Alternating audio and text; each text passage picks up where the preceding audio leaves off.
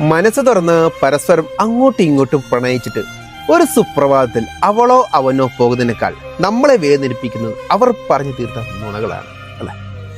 നീ ഇല്ലാതെ മറ്റാരും എനിക്ക് ജീവിതത്തിൽ ഇല്ല എന്ന് പറഞ്ഞ അതേ നാവ് കൊണ്ട് തന്നെയായിരിക്കും മറ്റൊരാൾ അവർക്ക് വാക്ക് കൊടുക്കുന്നത്. സാമ്പത്തികമോ ഉയർന്ന പദവികളോ അല്ലെങ്കിൽ വീട്ടുകാരെ സമ്മതമില്ലായ്മൊക്കെ കാരണമായി അവർ പറഞ്ഞേക്കാം.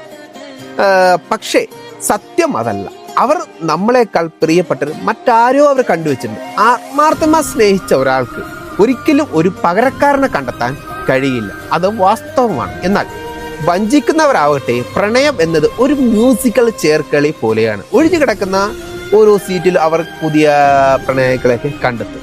അതാണ് നടക്കുന്നത്. അപ്പൊ സ്നേഹിക്കുന്നെങ്കിൽ നമ്മൾ ആത്മാർത്ഥ സ്നേഹിക്കുക. അതിൽ പവിത്രത ഉണ്ടാവണം, റിയാലിറ്റി ഉണ്ടാവണം.